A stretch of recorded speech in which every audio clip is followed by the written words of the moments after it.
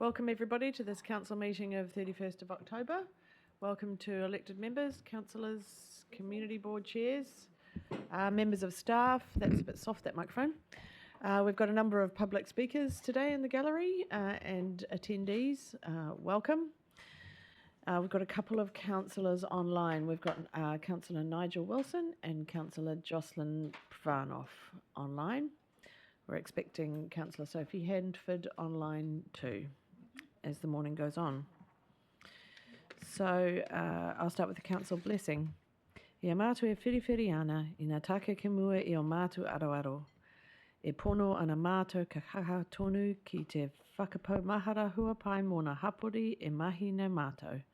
Me kaha hoki mātou katoa ki a whaihua ki a tōtika ta mātou mahi.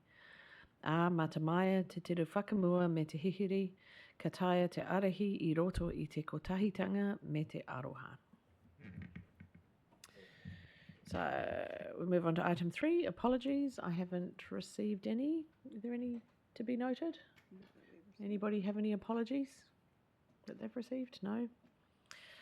Any declarations of interest relating to items on the agenda? No. So we move on to presentation of petition. This is one I believe I've received earlier. Do we have any update to that, or are we just tabling the one that I've already received today? Great. So we note that and noted as received. Thank you very much. So we have nothing under item 6. Item 7, public speaking time for items related to the agenda. We've got a number of public speakers today. I have one request to have 5 minutes, so I'll allow that, and by extension I should allow everybody 5 minutes today because we don't want to give any special privileges to any one party. So if you could keep strictly to 5 minutes, and questions from elected members, no debate from elected members, please. So first we have James Robert Unwin speaking to item 11.2, local purposes road reserve. Welcome.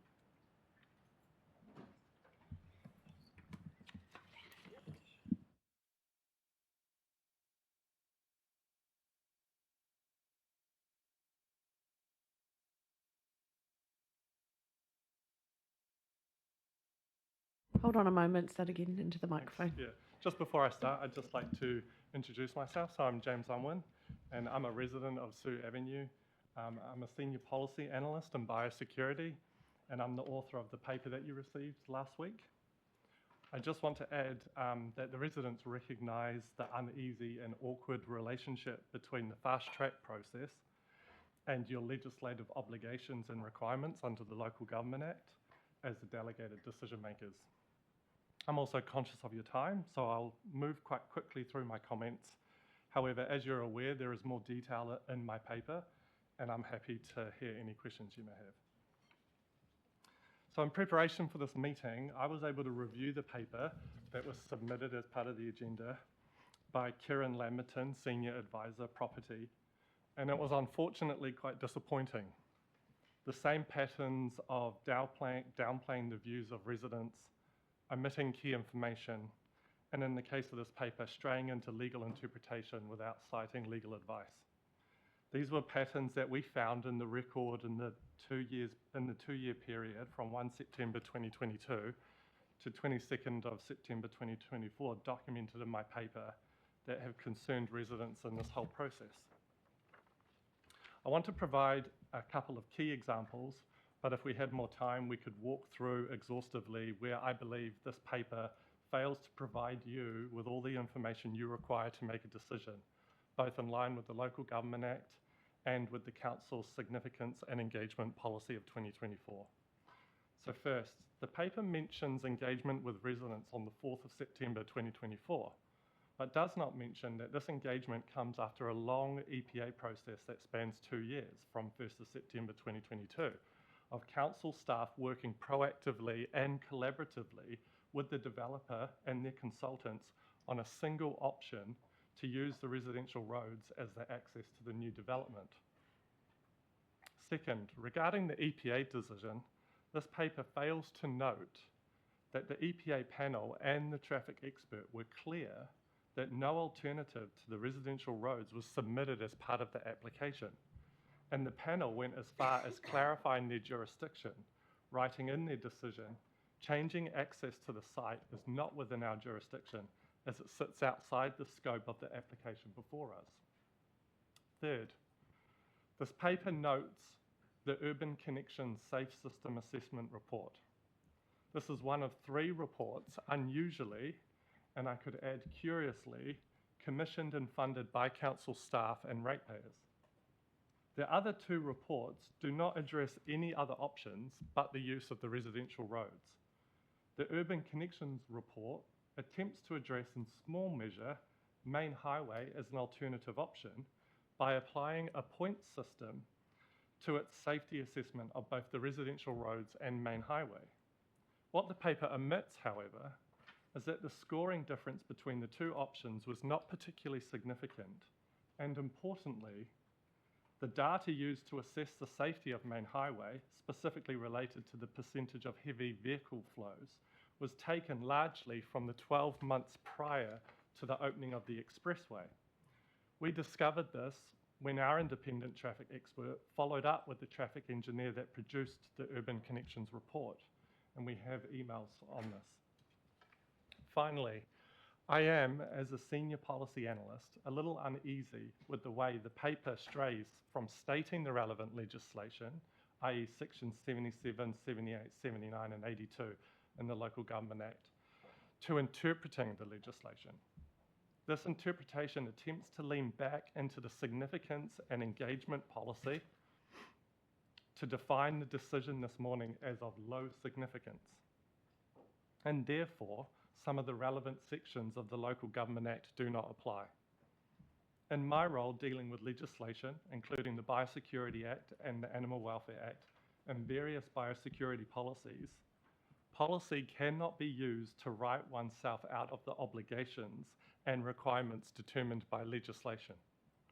But even if we do lean back into this policy, there is enough, I believe, for the residents to argue under the parameters of the policy that the decision remains significant or likely to be significant, particularly as it relates to public interest and local iwi.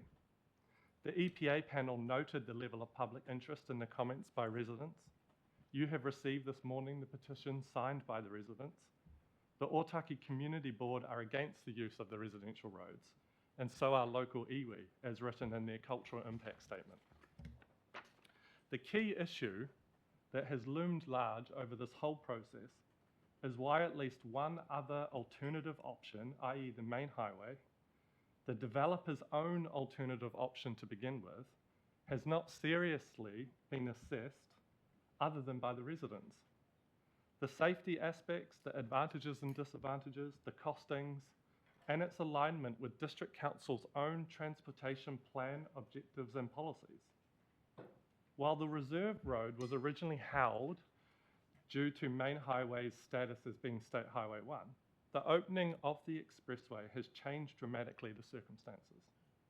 In line with the report provided by Harriet Fraser, the residents believe there is a viable, practicable option to use an intersection off main highway that will work for all parties, meet the obligations of the legislation, will future-proof for subsequent developments off Moy Estate as part of Kapiti Coast's vision of growth, and better align with the Council's plan and policies. Finally, 2 days ago, the developer, through their consultants and via Council, reached out to residents to arrange a meeting to discuss alternatives. We were unable to meet at short notice, but residents remain open to a meeting to discuss the alternative option of the main highway. Given all of these issues, we consider that a decision to dedicate the reserve as a road cannot be made, and a practicable alternative option and solution remains with the main highway. Thank you. Perfect, thank you very much. Are there any questions? Thank you for your presentation. Thank you. Other James Unwin. Yeah.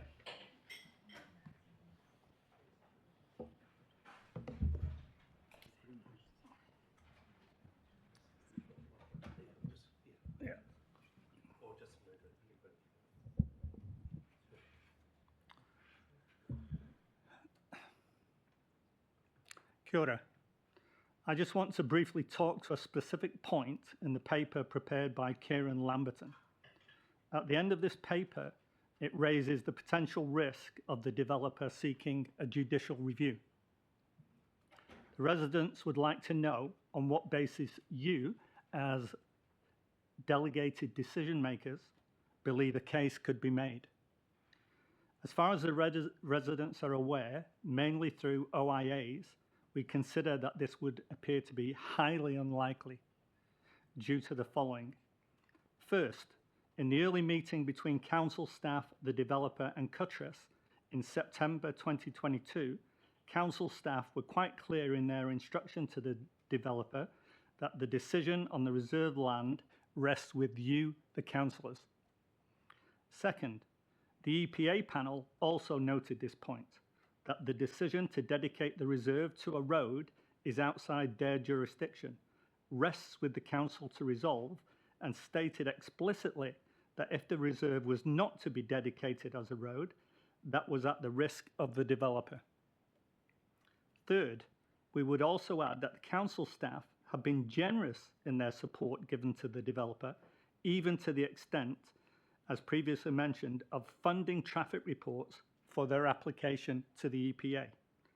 Even on this point, we would remind you that the residents, the community, and the local iwi are in support of the development itself. But the only matter still in dispute is access to the development through Moy Place. Finally, the residents also reserve the right to seek a full review of this entire process and the decision making from the Ombudsman, who we've already spoken to. However, we would prefer to work towards a solution with both the council and the developer. We do not consider you can make a decision for option A, to dedicate the reserve as a legal road that will meet your obligations under Local Government Act, given the issues we have raised in this paper that was circulated last week and what we have presented this morning.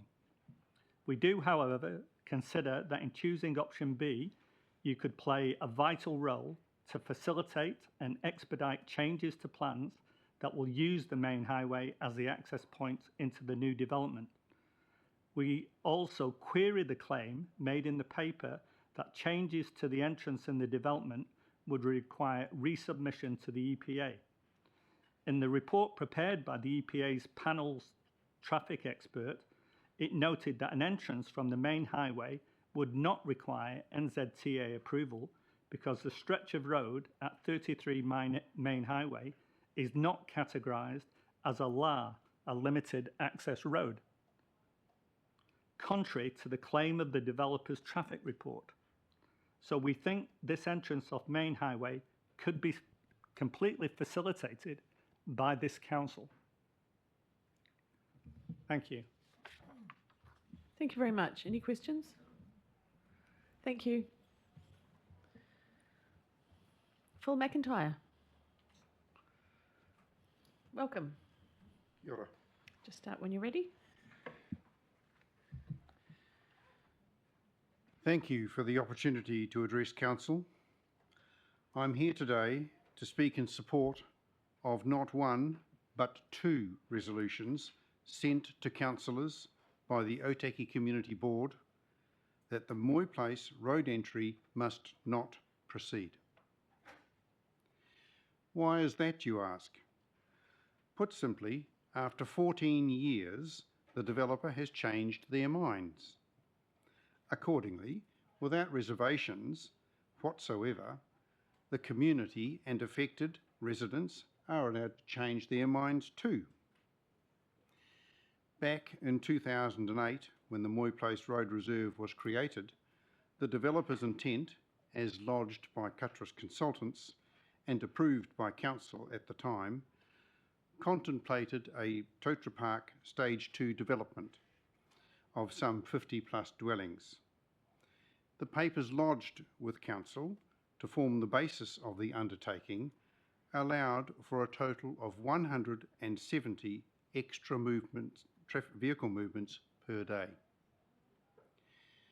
Moy Place is a small, quiet cul-de-sac with just 12 homes.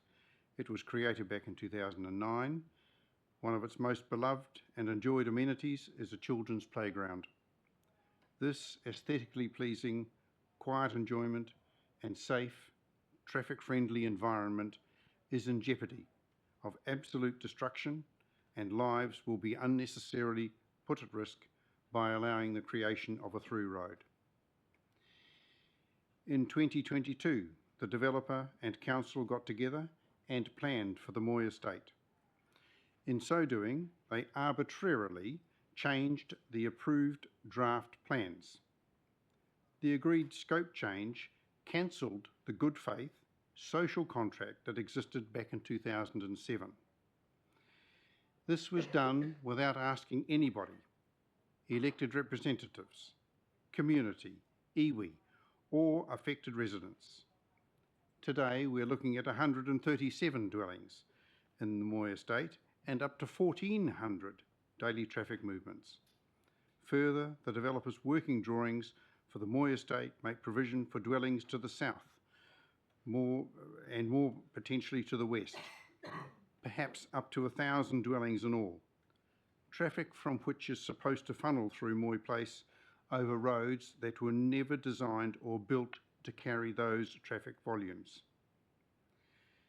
The RMA and KCD's district plan require that developments enhance community enjoyment, health, safety and well-being. These values and fundamental goals are set to be destroyed by a Moy Place road extension. Indeed, a highly regarded, preeminent specialist RMA authority and roading expert engineer has informed affected residents and council that the proposed Moy Place road extension is in breach of KCDC's district plan rules. The Otaki Community Board said enough, and so too do the affected residents of Moy Place, Suave and Main Road and iwi. We must be heard. A perfectly logical, sensible, rational alternative is available. That is a main road entry to the planned Moy estate as provided for by the EPA. Item 11.1 of your agenda today leads with a plea from the Raumati Community Board seeking to reclassify a parcel of land as recreation reserve. Item 11.2 of your agenda today ought to lead with a similar purpose bar plea from the Otaki Community Board in respect of the Moy Place Reserve Road. But it doesn't. I wonder why. We support the Otaki Community Board's 2 resolutions to Council 100%. The Moy Place road extension must not happen. Thank you. Any questions? Well, Rob, it's- Councillor yeah. Coфord. Thanks, Phil.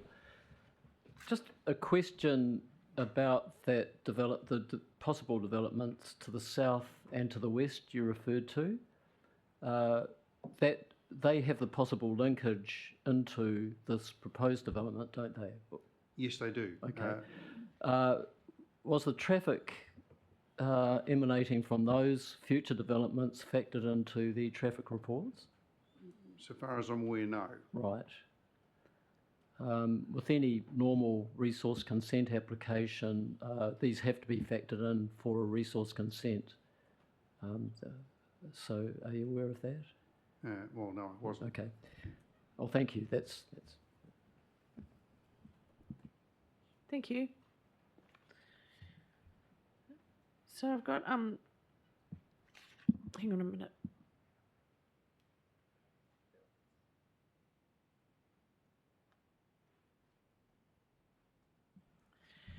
Okay, I've got Lyle Payne, who's come to speak to the petition.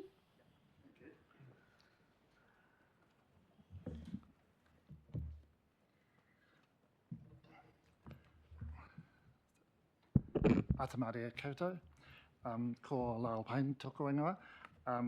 Thank you for this opportunity. I present this petition today.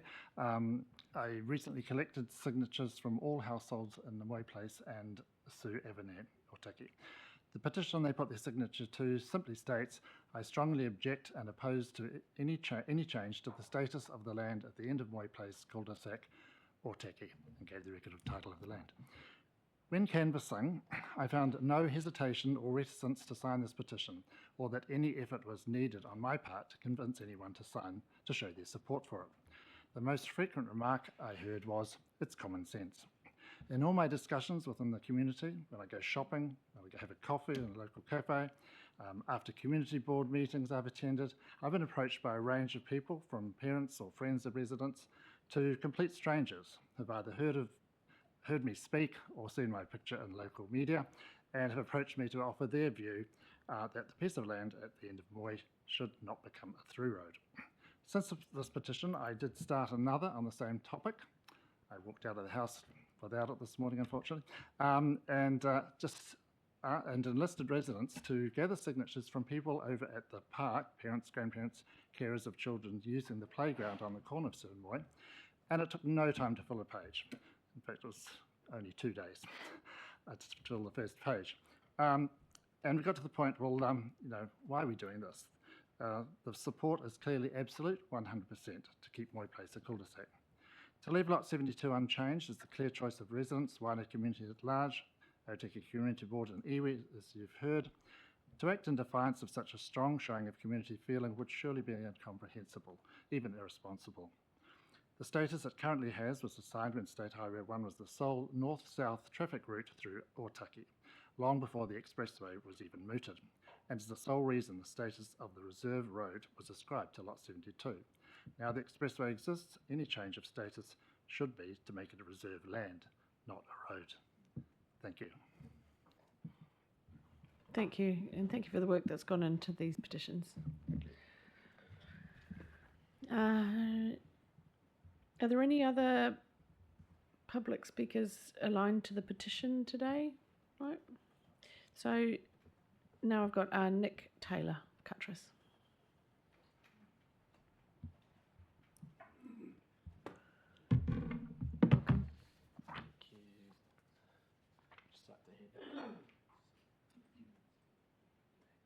Somebody will come and grab them from you, Nick. Thank you.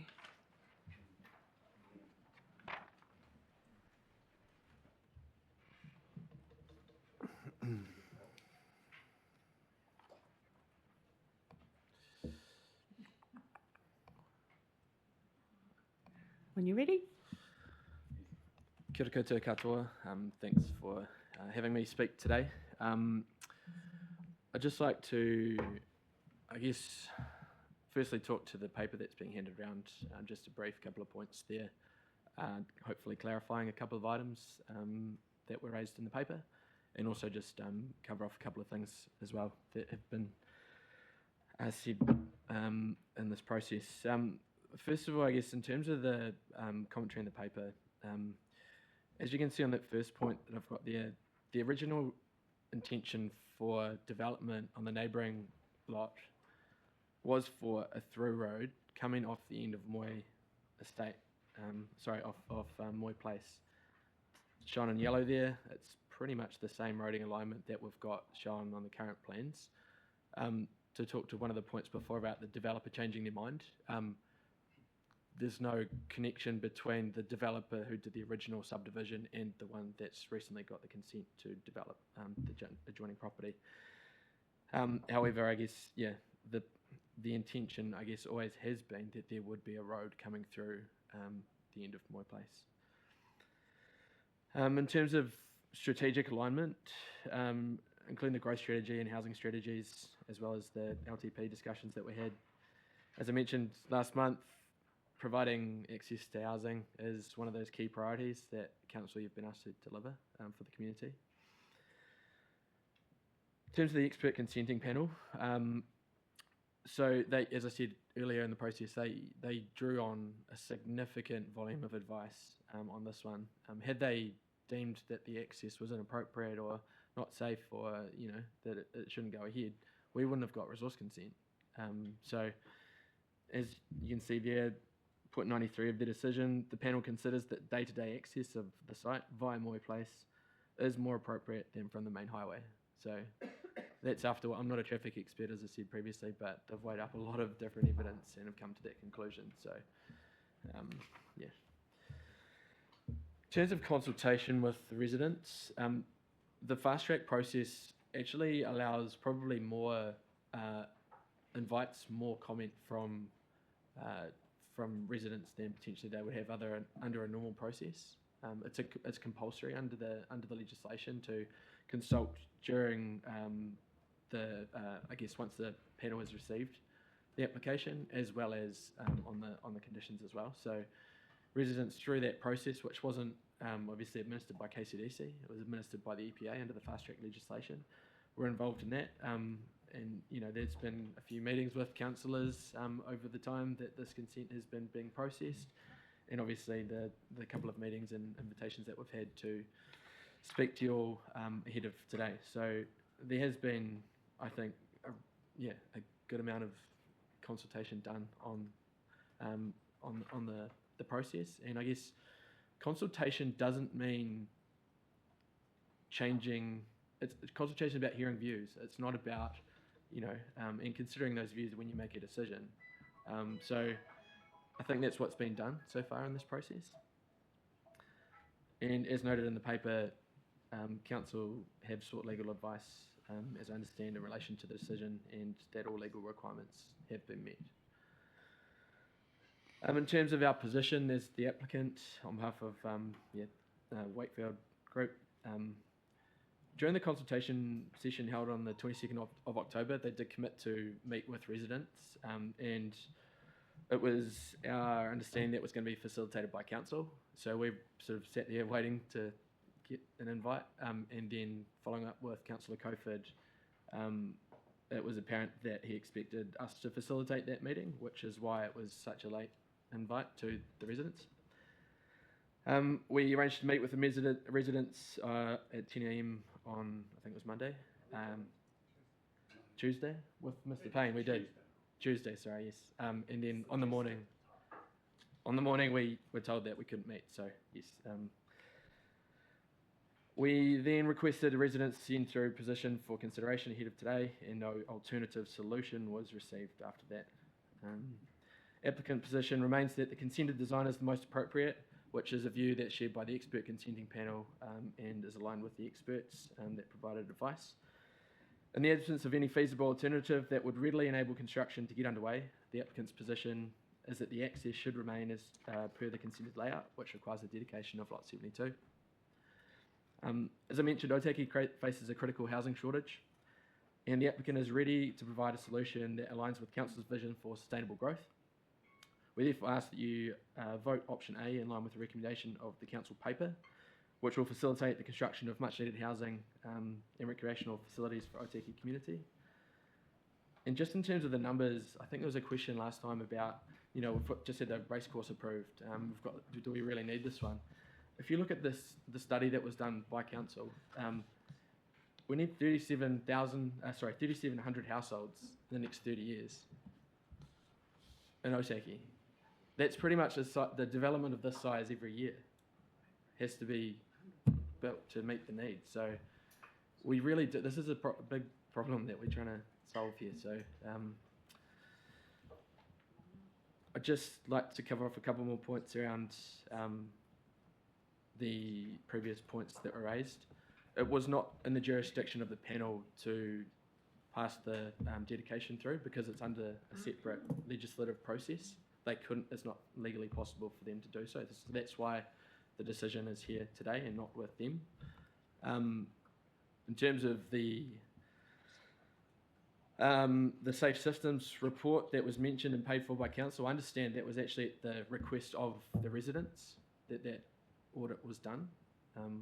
So it wasn't a request of ours. It was made available to us. So that's why it was submitted with part of our documents, because it was done by council after meeting with residents. It's not unusual for a development like this to have high interest from residents either. So, we've gone through a few different projects and consent applications that have had, much higher interest than this one. So it's not an unusual case here. Basically, we want to create this housing and we want to get underway now, and the dedication process is the only way really that we can get on and do that. So yeah, that's what we're asking today. Yeah.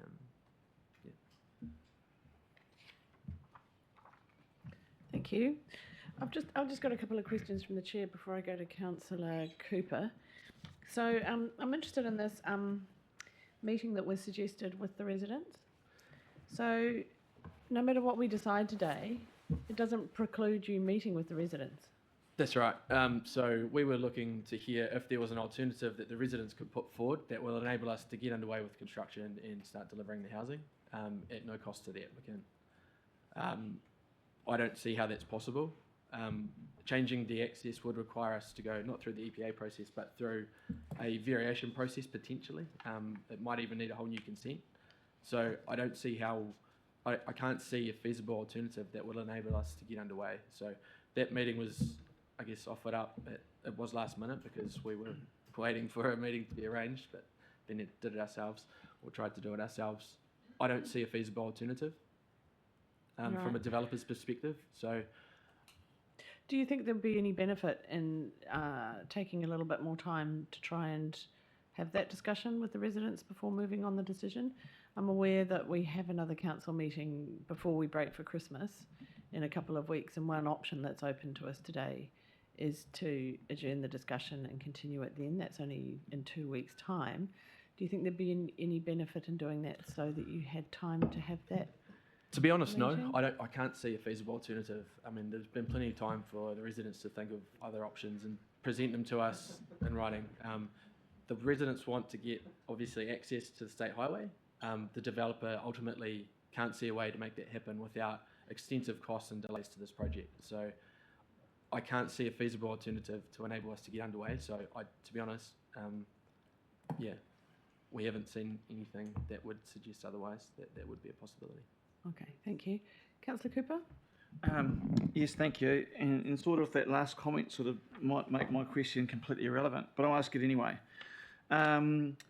Just in terms of your handout on point 9.3, the panel considers the day-to-day access to site via Moy Place is more appropriate. Mm-hmm. So that's the EPA's notation. Am I correct in thinking that was on the basis of the traffic report that didn't take into consideration the new expressway? Because that's what we heard from earlier. So the traffic reports that were done, they've done the SIDRA analysis, they've done modelling. It's still a main thoroughfare. It's still the main road into Otaki. Yeah. So Yeah, no, my question was, the EPA's decision was on the basis of a traffic report that didn't take into consideration the expressway and the traffic volumes on the expressway. the expressway was considered in the application. Okay. Just a follow-up question to that. Was that second accessway onto that the residents want, was that put to the EPA as a viable option or not? No, because in the consultation with Waka Kotahi, the applicant's traffic expert, as well as, I guess, council roading teams, the most appropriate location was via. And I'm just turning my mind, and it's a sort of, it could be a question, is had they were put that in front of them, they may have said that was more appropriate, but we can't get into the minds of the EPA on something that wasn't put to them. No, so the safe systems order that was done had that as an option. So it looked at if a connection off State Highway was safer than the connection off Moy Place, and the Moy Place connection was deemed to be the safest option. So that option was considered by the traffic experts in their advice to the panel. Yeah. Great. Yep. Thank you so much. Appreciate it. Cheers. Councillor Warwick?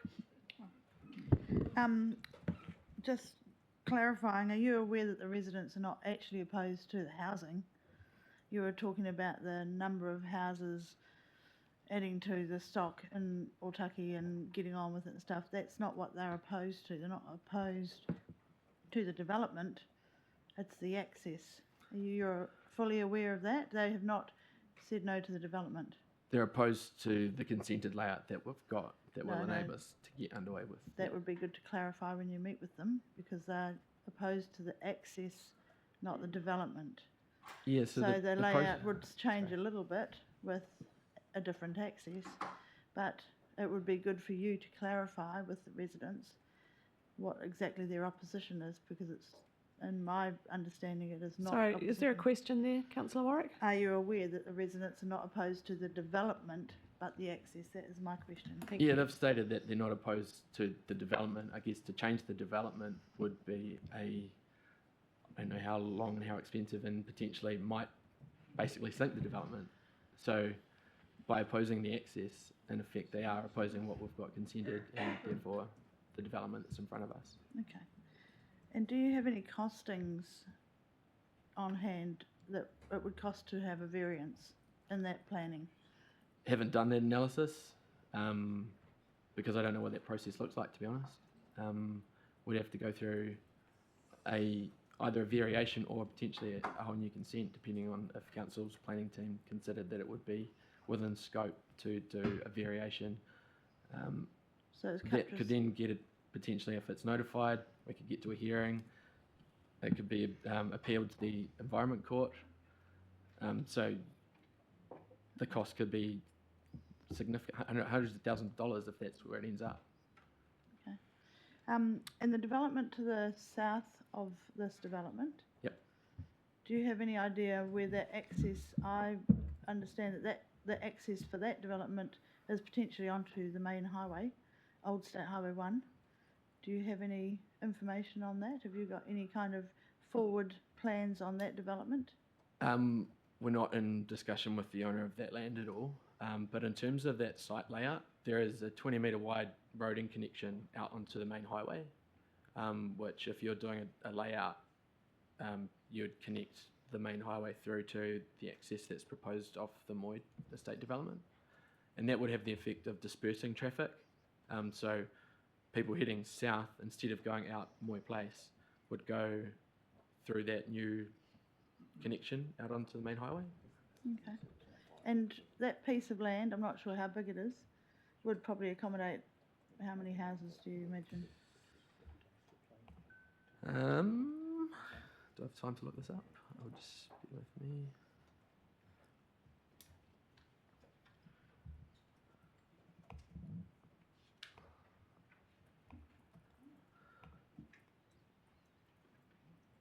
It's about 1.6 hectares.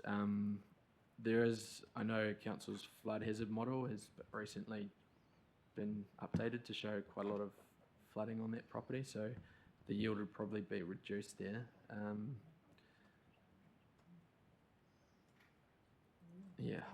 I couldn't give you a number, to be honest. Yeah. But it would have the effect of dispersing travel to the roading network. So reducing the traffic on Moy Place if that wanted to go ahead. Cool, thank you. My apologies to the public gallery. We don't take comments from the public gallery. Peter had a chance to review a number of comments that I made in my paper, so I think it would be fair for us to have a chance just to ask a couple of things back. So I'll let Nick go to the end of his presentation, and then you're welcome to come back to the table. It's quite irregular, but we need to hear from all parties. This is quite a tricky one. So, yep. Are you finished, Councillor Warwick? Mr. Butler? Cool. Thank you, Madam Chair. Tēnā koe. How you doing, Nick? So, quick question. So, Totara Park was planned a wee while ago under an older district plan, and so this adjoining property, which that road reserve was intended to connect to, am I right in saying there probably would have been about 40 to 50 residences that would have been sort of in the plan to be connected? Would that sound about right? I don't know on the numbers, to be honest, Yeah. but it might have been in that realm with the plan Yeah. at the time. Yeah, because I know this property was then advertised for about 80 properties to go onto it, and now we come out with 137. So quite a substantial increase. Can you see from the residents' point of view, in terms of even if they realise that this road reserve could be turned into a road, that increase in traffic is quite significant to them personally? To them personally, I guess it depends on how much they consider that extra traffic to have an effect on them. The number of houses off the end of it, I suppose, what's been tested through the traffic experts to see, is this a significant volume of traffic that needs to have different considerations in terms of the design of the road.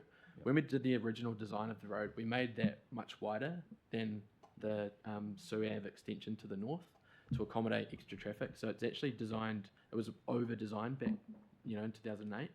And so, the number of houses off it compared to what was in the original district plan, I don't think is that relevant, because the numbers that we've proposed here today have been assessed and it has deemed it to be safe. And I think, just for context, I think the maximum delay that people might have if they wanted to pull out their driveway would be 1 second. So we're not talking a main thoroughfare of continuous stream, thousands of cars going past every second. It's relatively speaking, in terms of general traffic flows, not a really large number. And also with the actual layout of the Moy Estate subdivision, you have got a number of residences which will actually almost be backtracking and heading out to this entrance. Personally, I find that's quite inefficient. Would you have said that's a standard way of doing a subdivision, where you'll actually allow a fairly high percentage of cars to have to backtrack to actually get out? So one of the main considerations in terms of traffic network connectivity is limiting accesses onto main routes. So even though it's not a state highway anymore, it is, as I said before, still the main road into Otaki. And so you want to limit the intersections onto main roads wherever possible. So there is obviously, as we just talked about, another site to the south that has a 20-metre wide strip connecting out to the road, which would be, that will be a roading connection one day. Okay. You're aware of how close that is to the Riverbank Road intersection? So that may not actually be a viable road interface? Sorry. Yeah, I think with the speed limits and things like that being reviewed, it's definitely a viable connection. Okay. Yeah. I think we'll probably have to disagree with that, but I'm not a roading expert. Okay, thanks, Nick. Oh, thanks, Madam Chair. Councillor Cofen. Thanks. Hello, Nick, and thanks for coming, and thanks for your definition of consultation. Just going back to 2008, I think you might have covered this. There was a scheme produced by Cuttresses for this, and how many residences, how many houses were planned in that scheme when you went for the when the all purposes reserve was put on it? So we didn't do a scheme of the Moy. Weren't there any houses on it? So you could assume they were quarter-acre sites in those days? A normal house size and normal house plot? Yeah, I mean, probably the district plan minimum would have been 600 square metres. 600 square metres, was that in the operative district plan at the time? I'd have to check. How many houses would fit on there then? Sorry, I haven't got the areas. Yeah, I don't know. We didn't do a 1,000 metres or 600. I'm getting to some relevance. Could the councillor please allow for the answer to be had rather than talking over? Could you repeat your question, please, Councillor Cofen? Yeah, I'm trying to establish the density of the site with respect to houses, the number of houses that were allowed for in the district scheme back in 2008 when this plan was first designed, and the linkage, the possible linkage, was attached to it. So I don't know that that's a question. It's relevant because now it's 137 houses, and there might have been only about 30 houses at the most at the time. So the design intention was for about 30 houses, for example. Well, now it's 137, and it wasn't the design intention to have so many houses. Also, this development... Sorry, it sounds like you're debating the resource No, I'm not consent. debating. I'm just trying to If you get could an phrase answer a about question, the design. could phrase a question that's relevant to this discussion to the presenter, Okay, then I'll accept it. thank you. Okay, how many houses can you estimate, because Cuttresses did the scheme back in 2008 when the all-purpose reserve linkage was considered? So firstly, it's not an all-purpose reserve, it's a local purpose reserve for road. Okay. So it can't be used for any other purpose, as Right. far as I'm aware, other than a roading connection. We didn't do a scheme plan, as far as I'm aware, of the adjacent site that's now the Moy Estate development. The roading design is significantly wider than it would have been required to service the lots that could have been developed under the old district plan. And the roading design has been proven by the traffic experts when they've done their modelling to be able to accommodate the 137 houses that we're proposing here. Okay. So There is evidence of connections to further developments to the west, possibly not to the south. I'm not entirely Yeah. sure that the questions you're asking are relevant to the decision that we're making today, Well, no, that's which is about revoking the road reserve status. And we've heard from the consultant his answer to the question about how much we take into consideration future extra developments or past plans for developments. The point that he's made is that there has been an analysis of this through the resource consent process, and the traffic impacts have been analysed and established, and that's the answer that we've received. So I don't want to go into any further discussion about future developments or future resource consents. I think I there's don't been think an that's omission, relevant and I to the want current clarify it. discussion. Yeah, sorry, I think there's been an omission. I just want to clarify it. Okay, well, if you want to ask a question, that, Okay. and then we'll see if The it's relevant. proposed development to the west, and I have this drawing in front of me that shows there's a linkage, and that goes to Wairinga Road. Has that been considered in the traffic calculations as well? That will go through this linkage into Moy Place? So you're talking about to the west or to the north? To the west. So to the west, there's a block of land that we just talked about before that has a roading connection out to Main Highway. Wairinga Road? So north of the site to the north of this property connects to Wairinga Road and to Totara Ave as well. Okay, we'll go for that one. Totara Street, sorry. Okay. So that one there. We'll go for that one. There's no, when you're doing a resource consent application and analysing traffic flows, you need to know what traffic to model if you're going to do that. And we're not involved with the development of that site. We don't know if they're going to do a 2-lot subdivision there or whatever it might be. So the flows aren't able to be modelled until you know what you're modelling. Okay, but this site that you are involved with and have designed has a linkage to that? It does. Okay. So would it be reasonable to assume that the traffic will be loaded up more than what has been designed for or considered now? So when you go through the consent process to subdivide that northern block, you'd have to have a traffic safety assessment done to support that application. So at that point in time, when you know the traffic flows that are intended as a result of your development, you'd have to do that analysis at that point. We can't do that yet.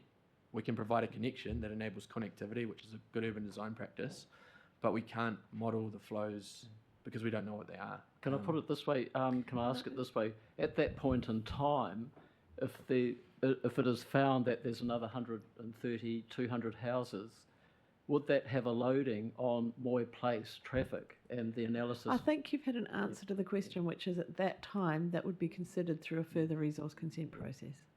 So and yes, it's not it will really load up relevant to the this traffic. discussion The today. traffic will be considerably more. Is that what you're saying, Madam Mayor? It's not up to the presenter or me to answer that question. That would be the subject of a future can I just resource say it consent. will actually load up the unconsidered to date traffic? Okay, at no, Moy that's Place? not appropriate to be saying. it's a time for questions relevant to the discussion to the presenter. I'm just trying to clarify, future problems with Moy Place. Yeah, I understand that. Thank you. Who have we got next? Kim Nahapu. Kia ora, Nick. Thanks for coming along, and I'm mindful that this is not your development, it's your clients. So just a couple of things for me. In terms of that traffic management plan, and I understand that, when you've got a design, you can make plans look the way you want them to go. So I get that. But I in my head, I look down the road 4 houses down, and we have Moy's Place, which has access off the main highway. And so I wonder if when you did your traffic management plan, did you look at how they managed to get access off the main highway? Because it seems odd that they can get it for their subdivision, yet you couldn't a couple of houses down the road. So was that looked at or taken into consideration? Thanks, Kim. We haven't done a traffic management plan yet. That's in relation to Well, the traffic report that you traffic referred report, to, yeah, okay. So the general principle I think that I talked about before is that you're trying to limit connections onto your main road. So for the site to the south, closer to Riverbank Road, is that the one that you're talking about? That does have a connection onto... Moy's Place comes off the same road as your Yes. development is going to come off. Yes. How did they get access and how did you not?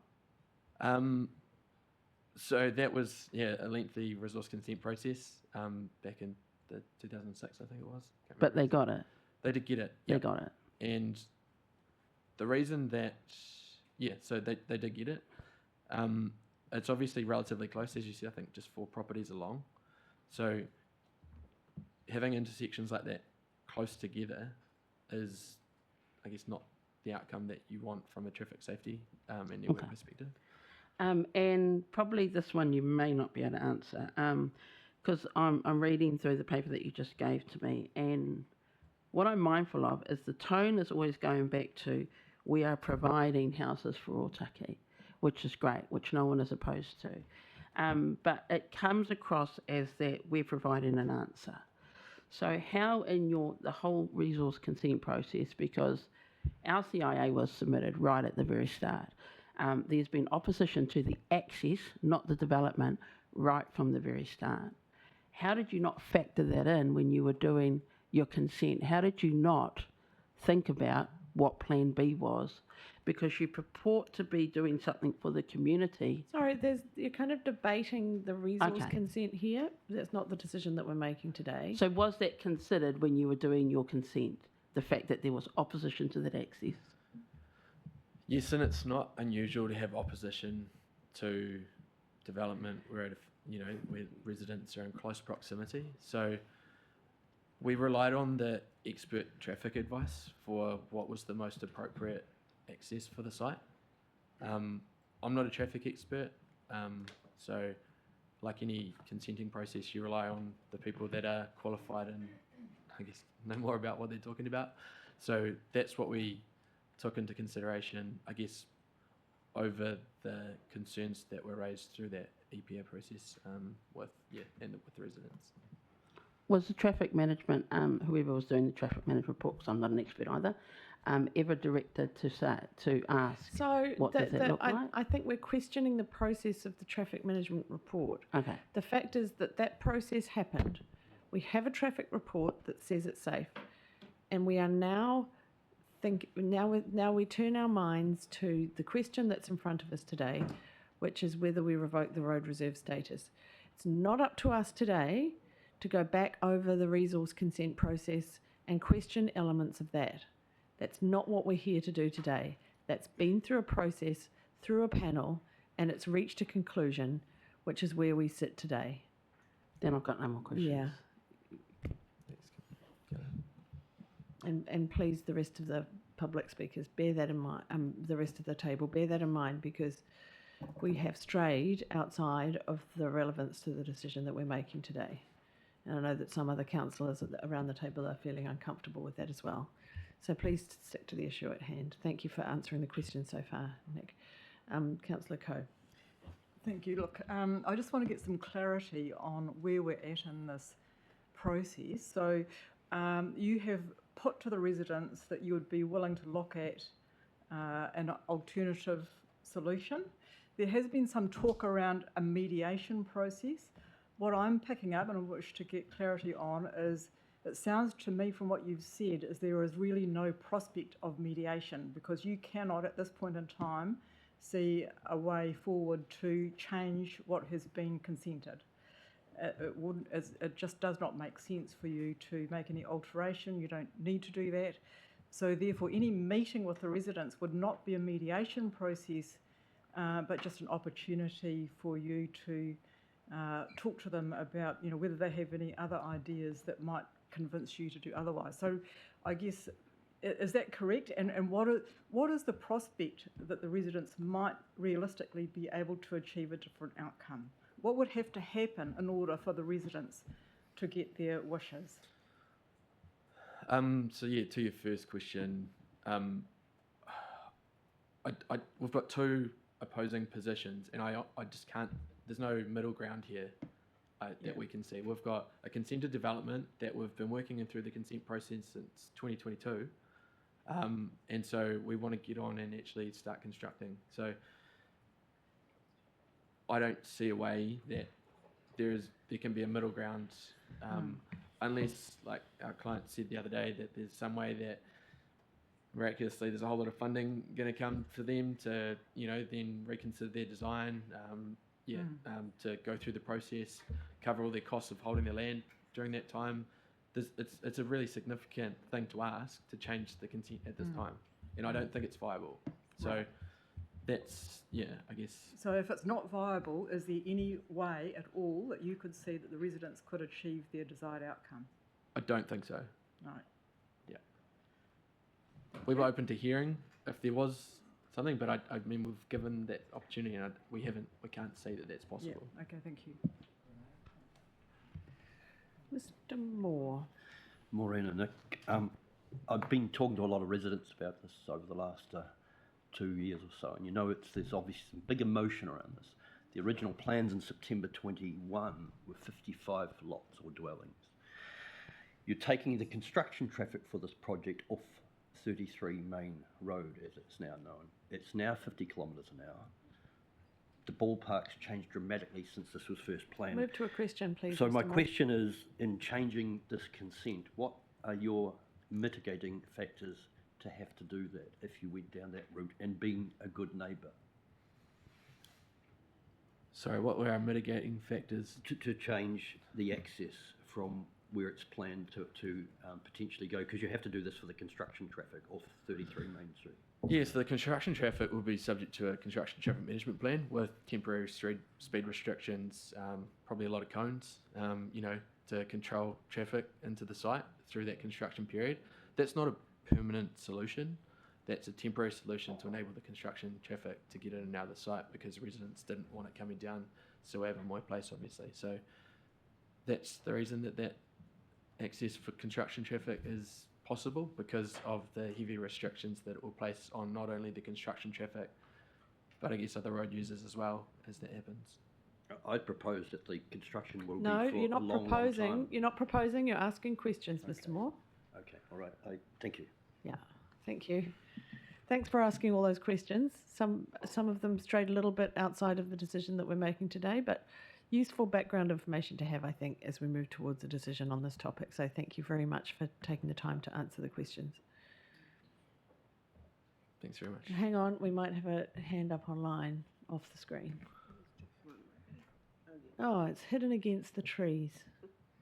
Lucky for some. Councillor Pravanov. My apologies. You've got no sound. Jocelyn. You're not. Is that better? Yes, that's better. Wouldn't be the word, but we can hear you now. Now you're muted again. Sorry. Yeah, you're muted, Councillor Pravanov. Okay, you're off mute now. I'm actually locked. We can hear you now.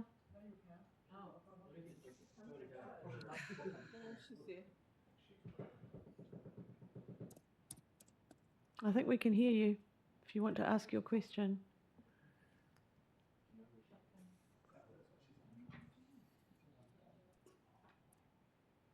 I'm afraid we're going to have to leave that. Thank you, Councillor Pavanov. Thanks, Nick. Is that better yet? Oh, we can hear you now. Don't touch anything. Would you want to ask your question?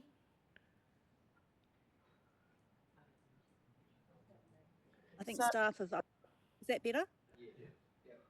Yes. Yeah, I think staff knew to me earlier on, and I think that's probably what the problem was. So I'm just following up to Councillor Coe's question. So it's my understanding that earlier on the conversation was that there is actually an alternative. There are alternatives to finding a solution through that, which would be potentially through judicial review. And I think, some councillors have tried to raise, maybe earlier than maybe they possibly should be, but actually raising some of those points. So judicial review is an alternative approach to solving this issue. Is that correct to the speaker we have in front of us?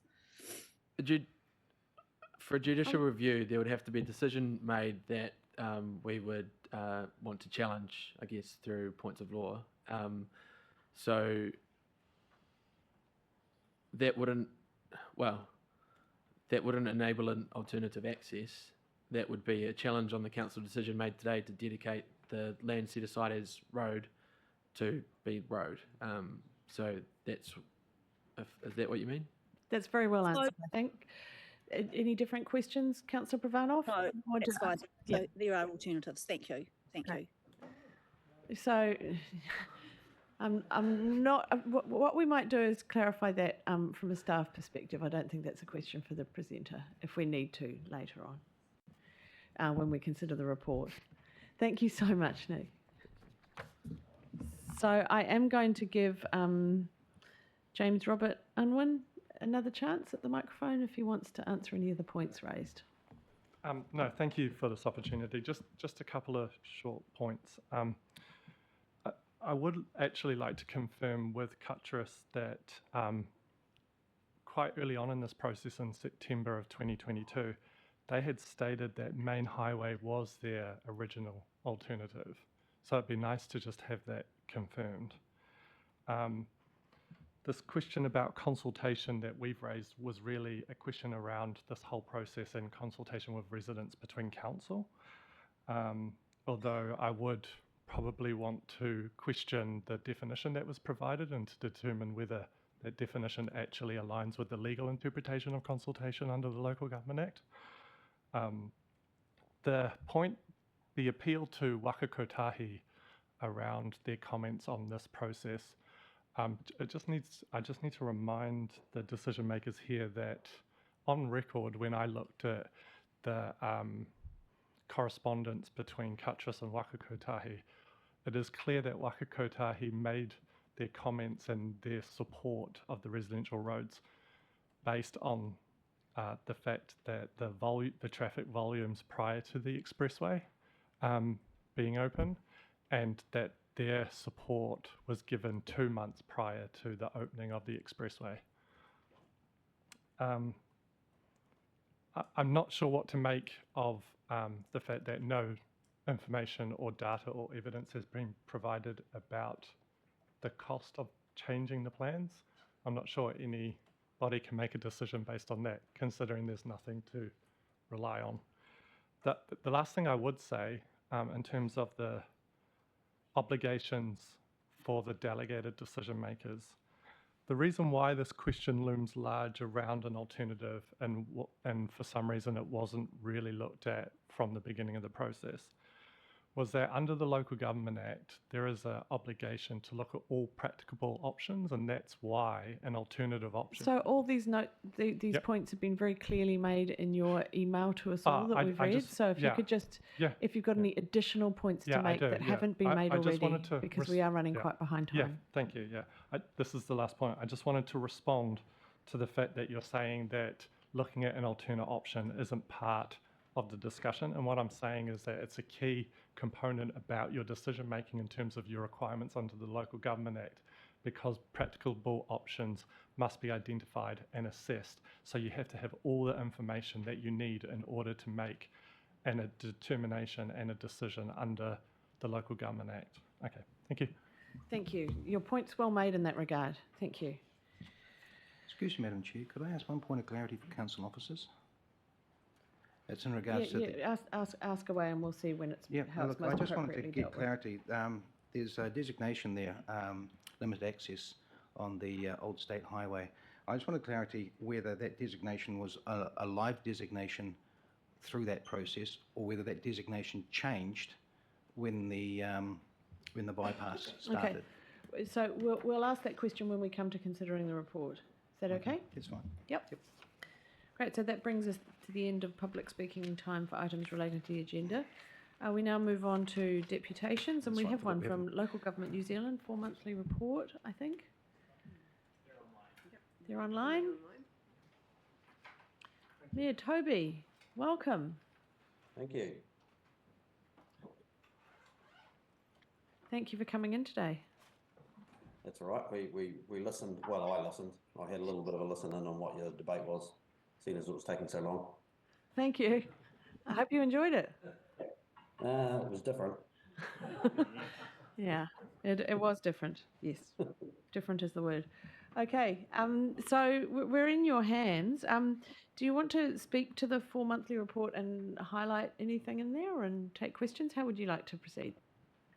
Whatever's going to suit you. So we've got Amanda online also from LGNZ. Kia ora, Amanda. Yeah. Kia ora.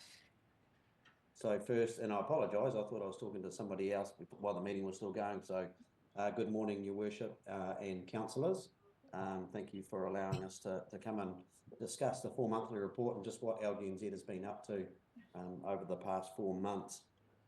My name's Mayor Toby Adams from Hauraki District, and I represent Zone 2 in the National Council lens.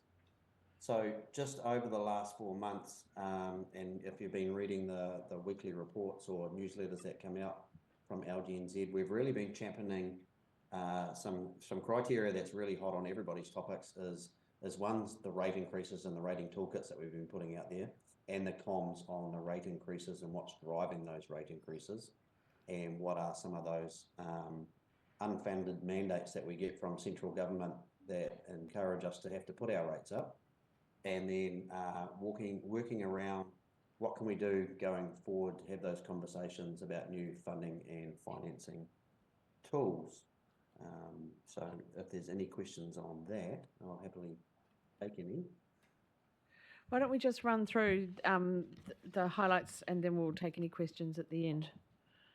Cool bananas. So regional deals, we all know that that's a hot topic. So we've been working with ministers to get some ideas as to what is going to constitute a regional deal. And I think you've heard it from the ministers themselves, but a regional deal is really going to take a region that is working together, including its regional council arm, to ensure that they're going to get looked at going forward. So if councils are trying to work in a sort of sub-regional type context and excluding other members of that regional territorial, then they're unlikely to get looked at in that first initial stages of those three. So if you are thinking about it, I encourage you to start working with your regional partners ASAP and get as many as you can get in there. The RMA reform program is still going ahead under Minister Chris Bishop. In the previous government, we had a local government steering group where we provided sound advice to Ministry for the Environment and Minister David Parker, where we had the 3 bills that came out. Obviously, the new government's taken those out.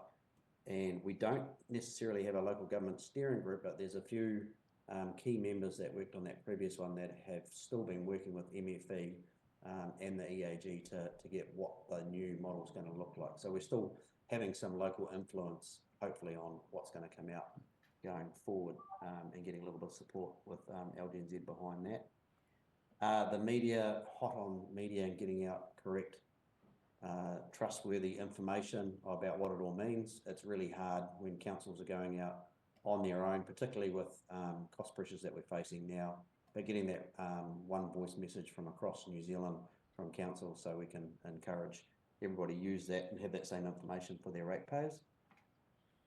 And then just working through the remits that we get, and with the small, agile but very experienced team we have at LGNZ, working through what are the priorities that we can see going forward and which ones can we work on and get some real influence over central government. The water services reform, there's not a lot that we can do in that space. It's fairly well driven by central government, but we have been putting submissions in to ensure that listening to what the local councils around New Zealand are saying and getting that across them. And transport's probably another big topic for a lot of councils. We all know that you put your budgets in, and then after you've signed off your budgets, then you finally get your budget back from NZTA Waka Kotahi to let you know what they're gonna help fund, and they've stripped a lot of funding out of those budgets, so it's putting in more pressures on local council to deliver those roading projects that they were trying to do. So we're trying to work with Minister Simeon Brown on that to get some rationalisation around those budgets. And just on the earthquake prone buildings, just keeping across on that to ensure that the right voices are getting heard at that central lens, to ensure that it's fit for purpose for all of New Zealand and not just concentrated on a Wellington type scenario. And that's probably the highlights. Right. Are there any questions? Councillor Halliday. Yeah, thank you, through you, Madam Chair. Hearing what you guys are saying about the rates scenario, and we're all in the same boat on that one. The question I have is there any consideration on what is considered a ceiling for rates with regards to the average rates paid per household across the country? Is there any sort of limit as such? The reason I asked, we had a self-imposed limit, which we sort of blew through it the last one, and I'm not here to debate that at all. But it seems to me that there just doesn't seem to be there's no cap yet, and I appreciate that this system, in my opinion, is broken. Rates are maxed out, and we need to have support from local government rather than harassment. But that doesn't seem to be the case.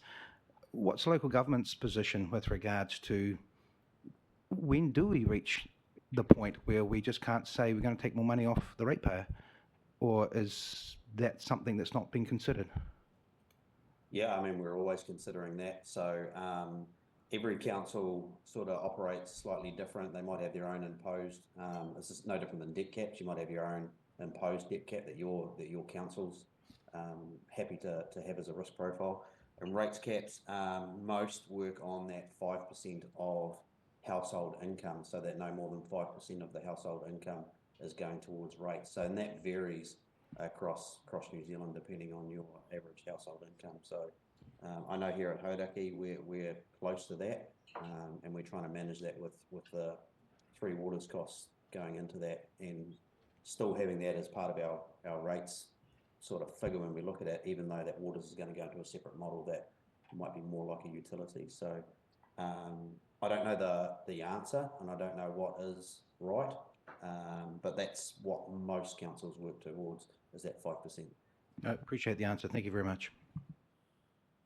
Councillor Chair, if I could just add a little bit from LGNZ's perspective there. So the work that we've been doing lately on funding and financing tools really recognises that the rates system is getting maxed out and that local government needs other ways of accessing funding and financing. So last week at the event in Wellington, we released a set of 25 tools that look at potential ways that local government could access other sources of funding or financing. They're not all realistic in the short term, but there's one tier that the government has indicated strong interest in. There's a second tier that they may be interested in, and there's a third tier that is not realistic in the short term, but is for longer term advocacy. So I'd really encourage you to have a look at that, because we think the issue that you raise, Councillor Halliday, is really fundamental to all of our member councils, and without being able to access other types of funding or financing, councils have no choice but to put pressure on individual ratepayers. And as you say, we're recognising that is not a sustainable situation. Great. I've got Councillor Wilson online. Are you able to unmute? Nigel? Yep, shows it. That's great. Yep, okay. So my question is to anybody who wants to answer it, and it's about the ongoing relationship with non-member councils. So the likes of Auckland, Christchurch, etc. How's the relationship with those significant councils, and in terms of perhaps bringing them back on board as part of LGNZ? Yeah, real great question there. Appreciate that, Nigel.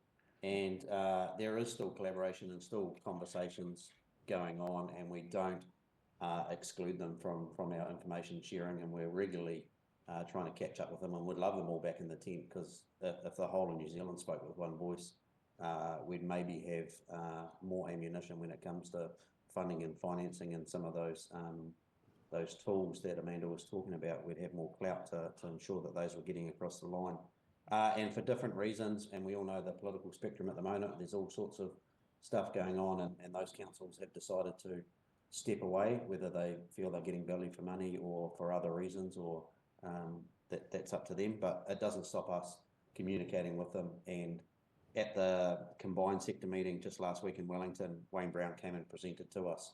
We didn't actually physically come to us, he came online, but he still enjoys having conversations and dialogue with us. So that'll continue regardless of whether they're paying members or not. Okay, thank you. Great. I'm not seeing any more lights in the room. Just from my perspective, could you update us a little bit on how Kona is going, and any plans for induction support for new elected members, and also the work that's going on around information ahead of the next elections in terms of encouraging and educating those intending to stand? Yeah, 100%. There's a lot of work going on in that space, and the team at LGNZ are working furiously at the moment to design a package for newly elected members and Mayor's School to really change it and ramp it up so that it's hitting the mark a lot sooner for those freshly faced people that join the local government world. And Arcana will play a huge part in that. And now that it's sort of incorporated into your, well, not sort of, but it's definitely incorporated into the fees that you pay for LGNZ, I encourage all members to get on there and have a look. We shared it out recently with our elected members, and they've been going on it and just absolutely loving it. They're picking up all sorts of new, I won't say tricks, but new understandings and ways to get their point across, to make it more question-like, so they're getting the answers that they want to hear. So get amongst it. There's some great stuff going on there. There's also going to be a lot of work on elections. We know that the uptake from our constituents right across New Zealand is low, and it's not something that we like. We want people to be able to have a voice, and I'm sure you guys in your own council, when you're going out with your LTPs and annual plans or gambling policies, that you want to get as many people as you can feeding back to it, and it's hard to get them engaged. So there is a lot of work going on there to encourage new members, particularly younger people and of all demographics, to get amongst it and put their name forward. So and hopefully the councils will join on with that same messaging and get the uptake a bit more. I think that'll help if we could actually get up around that 70% mark of people engaging in local government elections via voting. That'll have more stead with our local government minister that local government is important. So we need to get that message out to our ratepayers. Brilliant. Okay, I'm not seeing any more questions or comments. But thanks for popping in today and having a chat. It's really good to get this update directly to the council in terms of what LGNZ is up to, and in terms of advocacy and the work and the education and everything that's going on. So thanks, Toby. Thanks, Amanda. And a great day. So welcome. And just for all those elected members, if at any stage you want to hear something, don't hesitate to reach out to any member of the National Council. Doesn't just have to be the president or staff at LGNZ. We're all here there to help and answer any queries that you might have. Thank you very much. Much appreciated. Thank you. Thank you.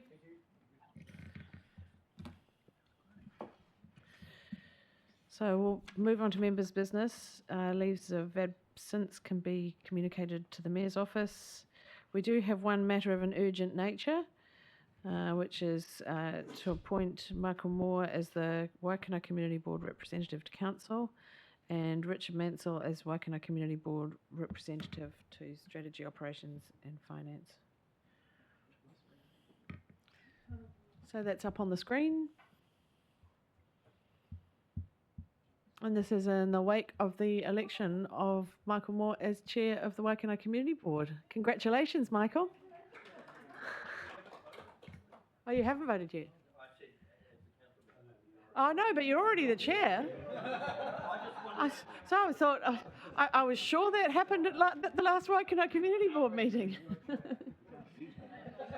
And I'd also like to take the opportunity to thank Mr. Richard Mansell, for his dedicated service for the first 2 years of this term.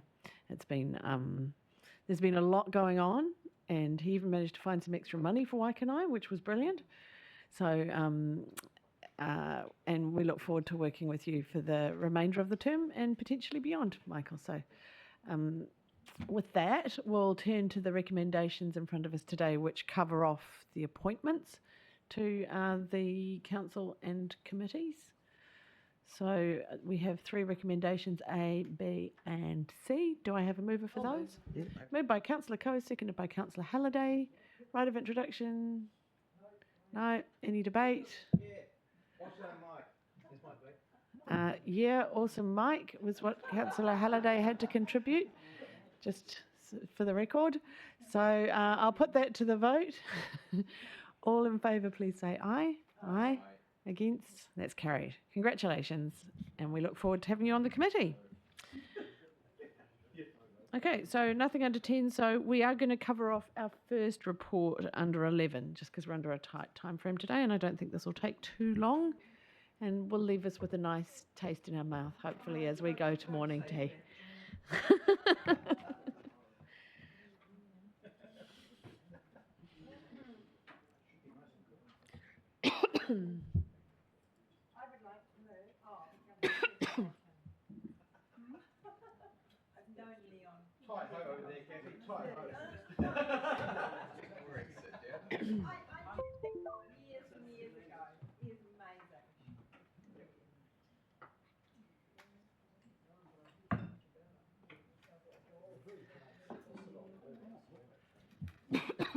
Okay, I'll go to staff, and then I'll go to the chair of the community board for any further comments.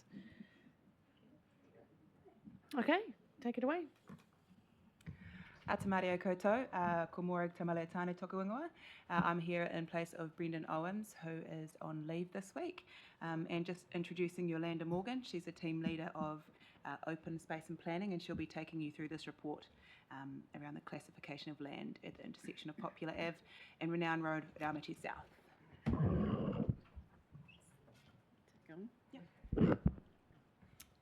Tēnā koutou katoa, thank you for that introduction. Hello, essentially today we are considering a recommendation before Council to declare and classify the community park located in Raumati South. It's on the corner of Poplar and Renown Road. I think we have a map just so we all know what we're talking about. So earlier this year, Council staff had an approach to investigate the land status of that parcel of land. It's been used for many years as a community reserve, and I think it's been informally known as Kill Park. The land, when we investigated it, we understood it to be a fee simple parcel of land, so it's not currently declared a reserve under the Reserves Act. So the Community Board did earlier this month pass a resolution to name this area of land Leon Kill Reserve, should the Council pass a resolution to declare the land reserve. So the recommendation today is to declare the land Recreation Reserve and to name it in that same Gazette notice. So there's a lot of detail and process associated with this, which is contained in the report, which I won't go into, but I am happy to answer any questions that you might have. Yeah, I'll take questions, but first of all, I'll go to Bede in case you have anything you'd like to add. As this was brought by the Raumati Community Board. Yeah, thank you for bringing this through, Yolanda. This is a really important piece of land for the Raumati South community, really kind of vital heart of that community there. There's been lots of little celebrations of all kinds and all sorts goes on there. So great to be able to protect it for the community, long time. Since Leon died, I just always knew it as Leon Keel. I thought it was formalised. So when I asked you why there wasn't a sign, I was surprised to hear that it wasn't named that. So it will be great to have the name formalised and to have a sign up. And obviously, Mana Whenua wants some input to that, and that's great to have that. Phil Simmons is really keen to have a party to celebrate the formalisation of this when it happens. So it'll be good to have a heads up in terms of the timing so we can plan. Leon Keel was, he was a king for the Raumati community. He's responsible for the Whariroa set up there. He set up the Residents Association. He built the stone wall that was so terribly torn down in Waikanae. You could go on all day talking about what he's done for the Raumati community, so I won't bore people, but this is a beautiful way to honour the hard work that he's put into the community over years. So thank you, and thank you, Mayor Holborough, for bringing it to this meeting, not making us wait further. Really appreciate that. No worries. Very good. Are there any questions on the report before we move to the recommendations? Councillor Spires is happy to remove the recommendation. She'll be dancing at the party, I'm sure. Anybody like to second? Seconded by Councillor Halliday. Right of introduction, Councillor Spires. I knew Leon Keel many years ago before his passing, and he was an absolutely amazing person, and he walked the talk. So that's all I'd want to say, but I do remember him fondly. So he was an amazing individual. So this is great to see this happening. I think it's amazing. Yeah. Thank you. Councillor Halliday. Through you, Madam Chair, I didn't know Leon at all, but I would want to acknowledge the presentation by the family at the Raumati Community Board. I thought that was an excellent presentation, very heartfelt presentation, and and filled a knowledge gap, shall we say, which was appreciated, and great that this is being done. Great kaupapa.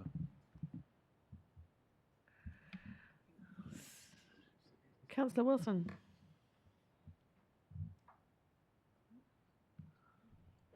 You right there, or is your hand just still up?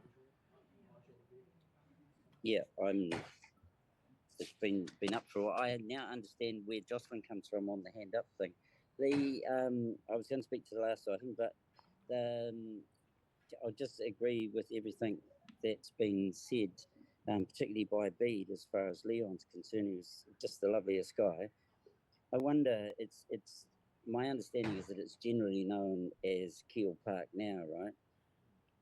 And so names of things very often are what people call them, what they're going to continue to call them. So was the consideration that it be called Leon Keel Park as opposed to reserve? Who's going to answer that question? Yolanda? Yes, so the terms parks and reserves do have different meaning under different legislation. However, it can only, if it's a property held under the Reserve Act, that can only be called, only properties held under the Reserve Act can be called a reserve. Properties that are called parks are generally held as parks under the Local Government Act, so slightly different in terms of sort of our day-to-day job in terms of how we manage and look after and the legal status of those properties. However, having said that, we are able to call it a park under the Reserve Act if that's the preference. The Reserves Act's a bit more flexible in that respect. Yeah, that goes to my point, and so that's it's not a discussion for me, but it might be a discussion for the community board and the whānau. This is just about making sure this gets locked in, and that's fantastic. Yeah, wonderful guy. Yeah, I'd just like to thank Bede for bringing this in the Raumati Community Board and acknowledge Leon and his family. Yeah, I did know Leon, and what a horrible and shocking time that was when he was taken from us far too soon. So it's a wonderful way to recognise him and, as Bede said, his wonderful work in the community.